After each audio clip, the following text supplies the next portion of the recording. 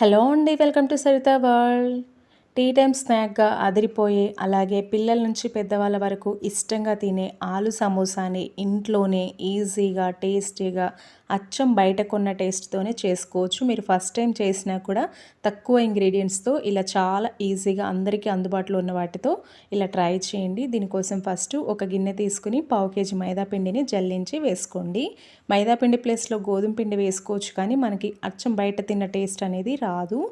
దీంట్లోకి టేస్ట్కి సరిపడినంత ఉప్పు, అర టేబుల్ స్పూన్ వాము, ఒక 3 టేబుల్ స్పూన్ల నూనె వేసుకోండి. డాల్డా అయితే 1 టేబుల్ స్పూన్, నెయ్యి అయితే 2 టేబుల్ స్పూన్లు వేసుకుని ఇదంతా బాగా కలిపిన తర్వాత మనకి పిండి ఇలా పట్టుకుంటే ముద్దలా అవ్వాలి. ఇలా అవ్వకపోతే ఇంకొంచెం నూనె కానీ, నెయ్యి కానీ, డాల్డా కానీ వేసి ఇలా బాగా కలుపుకున్న తర్వాత దీంట్లోకి కొద్ది కొద్దిగా వాటర్ యాడ్ చేసుకుంటూ చపాతీ పిండిలాగా కలుపుకోవాలి. ఇలా కలుపుకున్న తర్వాత పిండిని మూత పెట్టి 10 నిమిషాలు పక్కన పెట్టండి.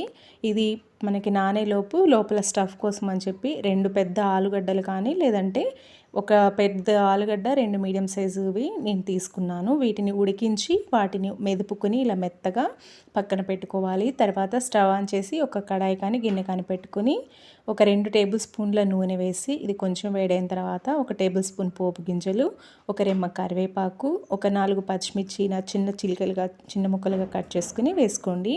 ఒకవేళ పిల్లలు ఉంటే ఈ కారంగా ఉన్నాయనుకుంటే స్కిప్ చేయండి, నో ప్రాబ్లం. ఇవి కొంచెం ఫ్రై అయిన తర్వాత దీంట్లోకి మెదుపుకున్న ఆలుని వేసుకోవాలి. దీన్ని వేసిన తర్వాత దీంట్లోకి టేస్ట్కి సరిపడినంత ఉప్పు, కొంచెం కొత్తిమీర పుదీనా వేసుకోండి. అలాగే కొంచెం కారం, అంటే కారం పచ్చిమిర్చి వేసాం కాబట్టి చూసుకుని అడ్జస్ట్ చేసుకోండి. నేనైతే 1 టేబుల్ స్పూన్ వేసుకుంటున్నాను. అలాగే 1 టేబుల్ స్పూన్ ధనియాల పొడి, 1 టేబుల్ స్పూన్ చాట్ మసాలా కూడా వేసుకుని, మీ దగ్గర ఉంటే పచ్చి బఠానీ కూడా వేసుకోండి, ఇంకా చాలా బాగుంటుంది. వేసిన తర్వాత ఇదంతా ఇలా బాగా కలుపుకుని దగ్గర పడి దీంట్లో వాటర్ అంతా తగ్గి కొంచెం ఇలా గట్టిగా ముద్దలా తయారయ్యే వరకు ఫ్రై చేసి అలా వచ్చినప్పుడు స్టవ్ ఆఫ్ చేసి దీన్ని పక్కన పెట్టి చల్లారనివ్వాలి. ఈలోపు మనకి పిండి నానిపోయి ఉంటుంది. ఈ పిండిని ఒకసారి మూత తీసి చేత్తో బాగా కలుపుకొని నార్మల్గా చపాతీకి ఏ సైజులో చేసుకుంటామో ఆ సైజు పిండి ముద్దలు చేసుకున్న తర్వాత చపాతీ పీట పైన కొంచెం పొడి పిండి వేసుకుని ఇలా కొంచెం చపాతీలా చేసుకోవాలి. పల్చగా మందంగా కాకుండా మీడియంగా ఉండేలాగా వీటిని చేసుకోవాలి. చూడండి, ఇంత మాత్రం మందం ఉండాలి మనకి. ఇలా చేసుకున్న వీటిని అన్నిటినీ కూడా చేసుకోవడం, చపాతీలు చేసుకోవడం కంప్లీట్ అయిన తర్వాత దీన్ని పక్కన పెట్టి ఒక చపాతీని ఇలా మధ్యలోకి కట్ చేయాలి. కట్ చేసిన తర్వాత ఒక సైడ్ దీన్ని వాటర్తో ఇలా కొంచెం చేతికి వాటర్ అంటించుకుని ఇలా తడి చేసుకుని దీన్ని చూపించే విధంగా మధ్యలోకి ఇలా క్లోజ్ చేసుకోవాలి, అంటే ఫోల్డ్ చేసుకోవాలి.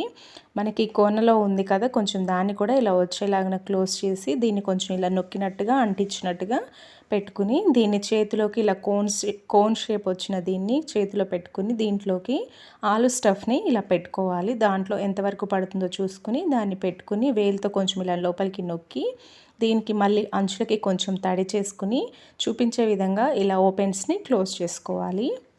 ఇలా క్లోజ్ చేసిన తర్వాత ఒకసారి కొంచెం గట్టిగా నొక్కండి, మనకి స్టఫ్ అనేది బయటికి రాకుండా ఉంటుంది.